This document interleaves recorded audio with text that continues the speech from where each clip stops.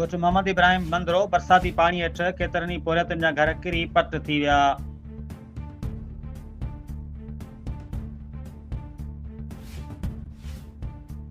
बदीन में सीराणी भरिसां union council भुगड़ा Memon जे ॻोठ मोहम्मद इब्राहिम मंदरो में हेलोकिन बरसातियुनि खां पोइ सूरतहाल संगीन बणिजी वई आहे। ॻोठ मुकमल तौरु पाणी हेठि अची वियो आहे, जंहिं सबबि केतिरनि ई पोरियतनि जा घर किरी पट थी विया आहिनि, पर इंतिज़ामिया तरफ़ां का बि वाहिर न थी सघी आहे।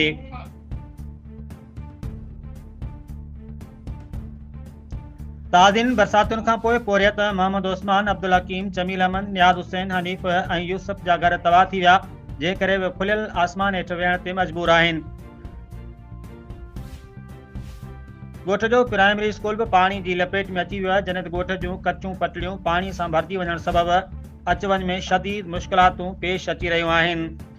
ॻोठाणनि हाजी इसाक मंदरो, मोहम्मद उमर मंदरो डेली न्यूज़ सां ॻाल्हाईंदे चयो त असां सामुंडी माण्हू आहियूं। हर साल बरसातुनि सां घणो पाणी हिते बीह थो वञे, जंहिंजे नेकाल में वक़्तु लॻे थो। अहिड़ियुनि हालतुनि में असीं शहरनि खां कटिजी वेंदा आहियूं।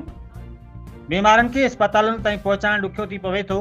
1999 जी ॿोॾ खां 2022 जी ॿोॾ ताईं असीं वॾा नुक़सान भोॻे चुका आहियूं, पर हुकूमत तरफ़ां का बि सहूलियत नाहे मिली सघी।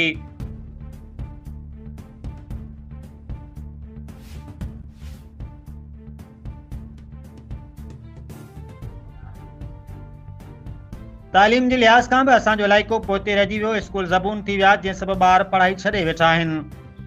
ॻोठाणनि ज़िले बदीन जे DC, चूंडियल नुमाइंदनि ऐं लाॻापियल अमलदारनि खे अपील कई आहे ॻोठ मां जल्दी पाणी जो निकाल कयो वञे ऐं बुनियादी सहूलियतूं मुहैया कयूं वञनि त जीअं हू सुकून सां ज़िंदगी गुज़ारे सघनि।